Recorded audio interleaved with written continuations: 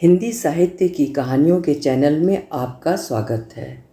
आज सुनिए हिंदी साहित्य की सशक्त तथा वरिष्ठ कथाकार उर्मिला शिरीष जी की लिखी हुई कहानी झूला घर।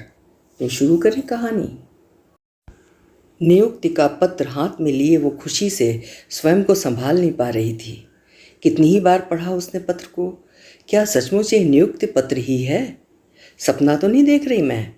नहीं, ये सपना नहीं, हकीकत है। ठंडी हवा के झोंके बहुत सुखद लग रहे थे। सामने खेलते हुए बच्चे, आकाश में उड़ते हुए पखेरू, सभी कुछ प्रसन्नता तथा रोमांच से भरा लग रहा था। यकायक ही उसको अपना चेहरा, आँखें, चाल, बाल सब कुछ खिला खिला खूबसूरत तथा आत्मविश्वास की चमक से चमकता सा लगने लगा। अपनी पढ़ाई और डिग्री की सार्थकता आज जाकर सिद्ध हुई है। किसी सपने का साकार होना कितना कितना सुख देता है, आज अनुभव कर रही है वो। कब से इस घर में कुछ नया नहीं हुआ, इसीलिए नौकरी लगने की खुशी में एक छोटा सा आयोजन करना है। किस किस को बुलाना है, किसको खुशी होगी, किसको नहीं, इन चर्चाओं का कोई अंत नहीं था। अब बच्चों का क्या करेंगे, कैसे रहेंगे, किसके पास छोड़ेंगे, उसे बच्चों की चिंता सताने लगी। अम्मा को बुला लेंगे, पति ने सुझाव दिया। इतनी सी जगह में वे कैसे रहेंगी? फिर रवि के बच्चे भी तो छोटे छोटे हैं। तुम्हारी सैलरी मिलेगी अब तो, अपन बड़ा सा मकान ले लेंगे। हाँ, ये ठीक रहेगा। अब अपन भी फ्लैट बुक करवा लेंगे। उसके बाद किश्तों पर गाड़ी उठा लेंगे। गाड़ी के बिना अच्छा नहीं लगता। स्कूटर पर 4-4 लोग बनते भी नहीं हैं। मेघना ने तो इसीलिए अपने साथ जाना छोड़ दिया है। सपनों और आकांक्षाओं ने अंगड़ाइयाँ लेनी शुरू कर दी। इच्छाएं अनेक थीं, सपने बहुरंगी थे। इच्छाओं ने मन की गति को भी तीव्र कर दिया। सपनों ने एक नए स्वप्न लोक की सृष्टि कर दी थी। जीवन में सब कुछ पाने का उत्साह चरम पर था। बड़ी लड़की मेघना चौथी कक्षा में पढ़ रही थी। छोटा लड़का मात्र 1.5 बरस का था। एक को रखने की परेशानी थी तो दूसरे को संभालने की। मेघना, कल से मैं ऑफिस जाऊंगी। बस से उतरकर सीधे घर आना, किसी के साथ कहीं मत जाना। अब तुम्हें अकेले रहना होगा। नहीं, मैं अकेले नहीं रहूँगी, मुझे डर लगता है। आप क्यों जाओगी? आपको क्या ज़रूरत है? ज़रूरत? देखो कैसे सवाल कर रही है ये लड़की। तुम्हारी ही तो ज़रूरतें हैं। बढ़िया खिलौने, सुंदर बैग, साइकिल, मैं सब कुछ दिला दूँगी। नहीं, मुझे नहीं चाहिए। मेघना ठुनकने लगी। जब नहीं ला पाते थे तो दूसरों से मांग मांग कर खेलती थी, दूसरों की साइकिल छीन कर चलाती थी। तुम्ही को तो बड़ा घर चाहिए था जिसमें झूला पड़ा हो। वो लड़की फिर चीखने लगी। मुझे कोई घरवर नहीं चाहिए, किसी का कोई घरवर नहीं होता। घर तो सिर्फ माँ से होता है। चटाक चटाक उसने जोर से 2 चांटे मार दिए। गोरे नाजुक कपोलों पे लंबी उंगलियों के निशान उभर आए। उसको क्यों मार रही हो? उसे चीज़ों के लालच से नहीं, समझदारी से समझाओ। डायलॉग मारती है, टीवी देखकर उसी तरह की भाषा बोलने लगी है। एक बात भी है जो चुपचाप मान ले या सुन ले। मार लो, चाहे जितना मार लो, मैं अकेली नहीं रहूँगी। अत्याचार करती हो, अपने को ज़्यादा समझती हो। मेघना रोती हुई अंदर के कमरे में बंद होकर बड़बड़ा रही थी। धीरे धीरे आदत पड़ जाएगी, पति ने उसे सांत्वना देते हुए कहा। औरों के भी तो बच्चे हैं, वे कैसे रहते हैं? मिसेस गुप्ता तो बाहर से ताला लगा कर जाती हैं। लेकिन हम ऐसा नहीं कर सकते। उनके बच्चों ने शुरू से ही माँ बाप को नौकरी पर जाते देखा है। पूरे दिन के लिए बाई रख लेते हैं। बड़े ज़ोर शोर से बाई की फिर तलाश आरंभ हुई। 600 रुपये में एक वृद्धा बाई मिली। एकदम से सारी दिनचर्या बदल गई। संपूर्ण दिन घंटों में तथा मिनटों में बदल गया। शांत, लंबी तथा गहरी नींद सुलाने वाली रात्रि सिकुड़ कर आधी रह गई। सोते सोते रात के 11-12 बज जाते। सुबह 5-5:30 उठना पड़ता। मेघना का टिफ़िन, बच्चे का दूध, नाश्ता, नहाना धोना, देखते देखते ऑफिस का टाइम हो जाता। उधर पति पूर्व की भांति आवाज़ें लगाते। अनु, पानी निकाल देना। खुद निकाल लो ना। टॉवल कहाँ है? ढूंढ नहीं सकते क्या? कपड़ों के बीच पड़ा होगा। थोड़ा पहले तैयार नहीं हो सकते थे? वो चिढ़कर कहती। शाम को जब ऑफिस से वापस आती तो लगता ही नहीं कि अपने घर में लौटी हो।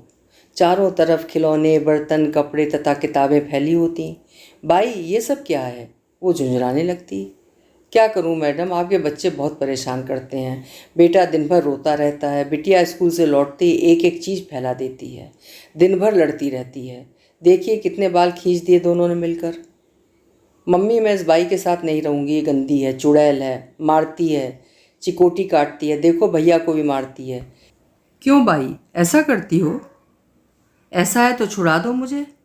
बाई धमकी भरे अंदाज में आ जाती है। नहीं नहीं, वो हड़बड़ा जाती है। आया नहीं आएगी तो ऑफिस कैसे जाएगी, छुट्टी ले नहीं सकती, नई नई नौकरी है, इम्प्रेशन खराब होगा। फिर अभी तो प्रोबेशन पीरियड चल रहा है। देखो बेटा, बाई की बेइज्जती नहीं करते, उसके साथ तमीज़ से पेश आया करो। वो गंदी है, बदबू आती है उसके कपड़ों से, खाना छू लेती है। इधर आप कहती हो साबुन से हाथ धोकर पानी पिया करो, उधर बाई बिना हाथ धोए पानी भर कर देती है, भगा दो उसे। मेघना बिना रुके बोलती जाती। चुप रहो, जिद्दी हो गई हो तुम तो। कितने घरों में बाइयाँ रहती हैं, उनके बच्चे कैसे रहते हैं? बात नहीं मानेगी क्या? उसने चिल्लाकर कहा। वो देख रही थी कि मेघना को जितना खुश रखने की कोशिश करती है, मेघना उतनी उद्दंड होती जा रही है। लड़का भी बीमार बच्चे की तरह हर समय रोता रहता है। हे भगवान, नौकरी करके मैंने गलती की है। बच्चे यूं बिगड़ते जा रहे हैं, कोई अनुशासन नहीं रह गया है, संस्कार तो जैसे हैं ही नहीं। मुझे क्या पड़ी थी, सब कुछ हाथों से छूटता जा रहा है। वो गहरी हताशा तथा पीड़ा में डूब जाती है। पर वो जीवन भी क्या था, नीरस सपनों से महरूम, इच्छाओं से रहित। आइसक्रीम खाना एक स्वप्न की तरह लगता था। नए नए कैसेट सुनने के लिए खिड़कियां खोलकर खड़े रहना पड़ता था। पत्रिकाएं लेने के लिए दूसरों का मुंह देखना पड़ता था। नई किताबें तो मुद्दत हुई खरीदे हुए। उसकी नौकरी लगने से कितना बदलाव आ गया है। नए पर्दे, नए कपड़े, छत पर गमलों में गुलाब लग गए हैं। 3 पत्रिकाओं के लिए चंदा भेज दिया है। मनपसंद अखबार आने लगे हैं। उसे सचमुच घृणा होने लगी है पुरानी बदरंग चीज़ों से। उसे नफरत है अभावपूर्ण जिंदगी से। वो स्वभाव से मस्त और नफासतपूर्ण जिंदगी की कायल है। उसका हमेशा से मानना रहा है कि तिल तिल कर घुटने से अच्छा है कि मेहनत से करके पैसे कमाए जाएं। वही उसने किया भी। पढ़ाई में एक लक्ष्य रहता था, सपना रहता था स्वयं को लेकर, जिंदगी को लेकर। लेकिन बच्चों को यूँ जिद्दी तथा चिड़चिड़ा होते देखकर हताश हो उठी थी वो। संवेदनशील तथा कोमल हृदय की माँ की भावनाओं के साथ द्वंद्व चलता रहता था उसके मन में, जो बच्चों के हर ख्याल तथा भावना के साथ सरोकार रखती है। मन पछतावे से भर उठा। क्यों मारा बच्चों को? कहीं ऐसा तो नहीं आया सचमुच बच्चों को मारती हो, उनका दूध भी पी जाती हो? मुझे बच्चों की बातें भी माननी चाहिए। मैं उन पर विश्वास नहीं करूँगी तो वे मुझ पर विश्वास रखेंगे क्या? क्या करूँ, बेटे को क्रेच में डाल दूँ? वहाँ भी तो वही हालत होगी। वहाँ कई बच्चे होंगे, वो लोग ठीक से रखते भी हैं। और मेघना को, उसको डे बोर्डिंग स्कूल में डाल देते हैं। फ़ायदा क्या है, जितना कमाएंगे उतना तो इसी सब में चला जाएगा। तो कमा किसके लिए रहे हैं? कई क्रैच देखे गए, एक क्रैच घर के सामने ही था। जब वे दोनों देखने गए तो क्रैच साफ सुथरा था। कमरे में पलंग पड़ा था, कूलर रखा था। क्रैच चलाने वाली औरत जवान, सुंदर, साफ सुथरी तथा हमेशा हंस हंस कर बातें करने वाली विधवा औरत थी। उसके दोनों बच्चे स्कूल जाते थे। उसके पास फिलहाल 3 बच्चे रहते थे। पति पत्नी औरत के व्यवहार से बेहद प्रभावित हुए। उन्हें राहत मिली कि चलो बच्चा अच्छी जगह रहेगा। दूध की बोतल, पानी की बोतल, लंच बॉक्स, कपड़े वगैरह रखकर जब वे सुबह बच्चे को छोड़ने जाते तो औरत, जिसका नाम विमला था, दरवाजे पर हंसती हुई मिलती। चंदन का तिलक उसके चौड़े माथे की सुंदरता को बढ़ा देता था। लेकिन जैसे ही माँ बाप जाते, विमला बच्चों को पलंग से नीचे उतार देती। नीचे उतरो, खेलो, रोना नहीं है, चुप रहो। विमला का हंसता हुआ चेहरा दहशत पैदा करने वाला चेहरा बन जाता। गंभीर आवाज़ सुनकर बच्चे सहम जाते। 3 बच्चे बड़े थे, यही बच्चा सबसे छोटा था। इस बच्चे की दूध की बोतल से वो दूध निकाल कर चाय बना लेती, कूलर बंद कर देती। बच्चे गर्मी के मारे बेहाल हो उठते। इस बच्चे को बिना कूलर के नींद नहीं आती थी। गर्मी से बेहाल बच्चा बाहर को भागता। बाहर मत निकल, क्यों गया था? बोल, दोबारा जाएगा? वो आंखें तरेर कर अपना रूप बदल लेती। तब बच्चा गुस्से में क्यारियों में लगे फूल तोड़ देता। तब तो जैसे शामत आ जाती। क्यों तोड़ा फूल? फिर तोड़ेगा? दीदी बहुत मारेगी। बच्चा सांस रोक कर सिसकियाँ दबाकर सहम जाता। डर कर पैंट में पेशाब कर देता। फिर डांट पड़ती, चल उतार, गंदा कहीं का। छुट्टी होते ही विमला के बच्चे घर आ जाते। तब उन दोनों की दादागिरी से भोला भाला बच्चा त्रस्त हो जाता। देखो माँ, ये मेरी किताबें छू रहा है। चल हट यहाँ से, चालाक कहीं का। लड़की बच्चे को जानवरों की तरह घसीटती हुई ले जाती। मेरे फूल तोड़े थे, फिर तोड़ेगा? किताब फाड़ दी। चट चट गालों पर कितने ही चाटे पड़ते। क्या करती है तू? निशान दिखेंगे तो उसकी मां नहीं रखेगी, सब जगह बता देगी। विमला बच्चे के गालों पर मालिश करती। गालों पर मत मार, डांट दिया कर। शाम को जैसे ही माँ बाप के आने का वक्त होता, विमला बच्चों को तैयार कर देती। ये सुस्त क्यों है? क्या बात है? बच्चों ने मारा तो नहीं? खाना तो ठीक से खाता है, दूध पीता है? वो बच्चे को उदास देखकर चिंतित हो जाती। हाँ हाँ भाभी, पर रोता बहुत है, आदत नहीं है ना अभी, चुप चुप रहता है। मैं अपने हाथों से खाना खिलाती हूँ पर नहीं खाता। दिन में तो लाइट रहती है ना, इसे कूलर में सोने की आदत है। हाँ, कूलर तो दिन भर चलता है। विमला के भोले भाले चेहरे पर झूठ की लकीरें छुप जाती थी। वो अपनी सयानी बातों से स्वयं को निर्दोष साबित कर देती। बच्चे के गिरते हुए स्वास्थ्य तथा सहमेपन से माता पिता दोनों चिंतित थे, पर इसके अलावा कोई चारा ही नहीं था। लौटते वक्त मेघना को लेना पड़ता था, उसका होमवर्क देखने का वक्त ही नहीं मिलता था। डायरी में हर रोज़ कोई ना कोई रिमार्क लिखा था, हर कॉपी में नोट लिखे थे। टीचर ने कई बार बुलाया था, डर के मारे मेघना ने बताया ही नहीं। वो पढ़ाई में अच्छी थी, लेकिन इस वर्ष काफ़ी पीछे हो गई थी। माँ बाप की सहूलियत के हिसाब से बच्चे यहाँ वहाँ फेंके जा रहे थे, जहाँ उनका एडजस्टमेंट नहीं हो पा रहा था। स्वयं पढ़ने की आदत डालो। क्या और बच्चों की माँ बाप नौकरी नहीं करते? वे भी तो क्लास में अच्छी रैंक लाते हैं, वे कैसे पढ़ते हैं आखिर? बात मानते हैं, अनुशासन में रहते हैं, अपना काम स्वयं करते हैं। ये तो उद्दंड हुई जा रही है। अच्छा, एक काम करते हैं, अपन एक अच्छा सा ट्यूटर लगा देते हैं। उससे क्या होगा? हम लोग टाइम नहीं दे पाते हैं, इसलिए पढ़ाई में पिछड़ रही है। 400-500 रुपये से कम नहीं लेगा। देंगे, क्या करें? बच्चों का भविष्य बर्बाद थोड़ी करना है। नौकरी से उतना नहीं आ रहा जितना खर्च हो रहा है। पर सैलरी मिलने पर मनपसंद चीज़ें खरीदने का सुख इन तमाम परेशानियों को भुला देता था। किसी भी होटल या रेस्टोरेंट में 2 घंटे बैठकर खाना खाने में जो आनंद मिलता है, वो कहीं ना कहीं एक संघर्षशील चेतना से उपजा आनंद होता है। अब बच्चों को किसी चीज़ के लिए तरसना नहीं पड़ता है। जीवन में ये संतोष तो रहेगा कि बच्चों के लिए जो सोचा वो किया है।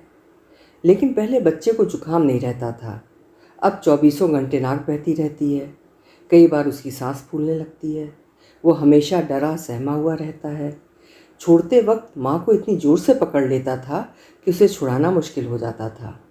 या ऑफिस जाते वक्त वो दरवाजे को बाहर से बंद कर देता था, स्वयं कमरे में बंद हो जाता था। तब उसने दूसरा रास्ता निकाल लिया था। सोते हुए बच्चे को चुपचाप छोड़कर चली जाती थी। जागने पर बच्चा आसपास माँ को न पाकर दहाड़ मार कर रोने लगता। विमला आंखें निकालकर होंठ भींच कर उसे चुप कराती तो उसकी घिघी बन जाती। एक चेहरा जिसके बारे में वो कुछ भी कह नहीं पाता था, वो उसे भय तथा धमकी से डरा देता था। इस प्रकार बच्चा अंदर से लगातार लड़ता रहता था उस चेहरे के आतंक से। लगातार वो उसे अनदेखा करता। आज विमला के घर में बच्चा पहली बार हल्का सा मुस्कुराया था एक रंगीन डॉल को देखकर।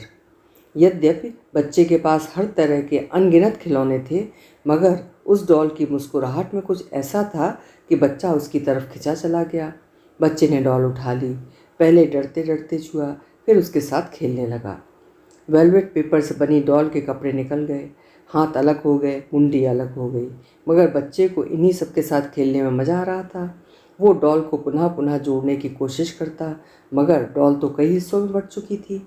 विमला की लड़की ने देखा तो ज़ोर ज़ोर से चिल्लाने लगी। फिर बच्चे को घसीट कर बाहर ले गई, ज़मीन पर धक्का मार कर लिटा दिया।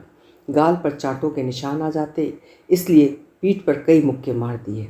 बाल इतनी ज़ोर से खींचे कि कुछ बाल उसकी उंगलियों में फंस गए। पागल, मार डालेगी क्या? मर जाएगा, छोड़ दे। विमला ने लड़की को परे ढकेला। इतनी मार उठा पटक के बाद बच्चा सांस साध कर रह गया। उसकी आंखें ऊपर चढ़ने लगी। पानी ला, कुछ हो गया तो सारे लोग अपने बच्चे वापस ले लेंगे, वैसे भी वो कमज़ोर है। मैंने डांट दिया था, निशान तो नहीं आए पीठ पर। कूलर चला दे। बच्चे की सांस सामान्य नहीं हो पा रही थी। उसने पीठ थपथपाई, सिर पर हाथ फेरा, तब कहीं जाकर बच्चा सांस लेने की स्थिति में आ सका। अब उसने ज़ोर ज़ोर से रोना शुरू कर दिया। क्या करूं मैं? वो घबरा उठी। बाहर ले नहीं जा सकती थी। पड़ोस वालों को अगर आवाज़ सुनाई देगी तो वे पूछने लग जाएंगे, और उन्होंने शिकायत कर दी तो? उसके हाथ पांव फूलने लगे। कभी पानी पिलाती तो कभी दूध, तो कभी छाती से चिपका कर पुचकारती, लेकिन बच्चा था कि चुप नहीं हो रहा था और न जाने किस पल अधैर्य होकर उसने बच्चे को पलंग पर पटक दिया। चुप हो जा मेरे दादा, बिल्कुल चुप, वरना मारूंगी इस लकड़ी से, वो शक्ति भर चिल्ला रही थी और बच्चा डर से थरथराता खामोश होकर पलंग पर औंधा पड़ा था। शाम को माँ को देखते ही बच्चे की रुलाई फूट पड़ी, जैसे रोकर ही वो अपनी बात कह रहा है। क्या बात है, क्या हो गया, ये इतना सुस्त क्यों है, इसे तो बुखार है, क्या गिर पड़ा था, झगड़ा तो नहीं हुआ किसी के साथ? विमला डर गई, क्या जवाब दे। नहीं भाभी नहीं, खेलते वक्त गिर गया था ये। कहाँ से? पलंग से? चोट तो नहीं लगी? उसने पीठ पर हाथ फेरा तो बच्चा कराह उठा। मुक्के की अनदेखी चोट दर्द दे रही थी। ये क्या, किसने खींचे इसके बाल? वो विफर कर बोली, इतने जोर से बाल खींचे कि उसके बाल उखड़ गए हैं। मैं तुम्हारे भरोसे छोड़कर जाती हूँ, मगर यहाँ तो बच्चा अनाथों की तरह पड़ा रहता है। आपस में लड़ रहे थे भाभी। विमला हकलाते हुए रुआंसी होकर सफाई देने लगी। उसे लगा अब सारी बातें खुल जाएंगी। मैंने सबको खूब डांट दिया है, कल से इसे अलग रखूंगी। विमला घिघियाते हुए बोली, तो क्या तुम भी बच्चों को मारती डांटती हो? नहीं भाभी, शैतानी करते हैं तो डांटना पड़ता है। चलो देर हो रही है, बच्चों की बातों को लेकर इतना टेंशन नहीं करना चाहिए। बच्चे तो गिरते पड़ते रहते हैं, वरना मजबूत कैसे बनेंगे? बच्चे का पिता सहज ढंग से बोला, जैसे कुछ हुआ ही ना हो। विमला की आंखों में तैरते आंसू उसकी बातें सुनकर सूखने लगे। कोई तो है जो उसका पक्ष ले रहा है। बच्चा 3-4 दिन तक बुखार में तड़पता रहा। माँ को पल भर के लिए छोड़ता न था। अचानक डर कर काँप जाता था, जोर की आवाज़ सुनकर दुबक जाता था। लगता है विमला बच्चों को डराती है। अरे नहीं, बेचारी कितने प्यार से तो रखती है, देखा नहीं कैसे पीछे पीछे लगी रहती है।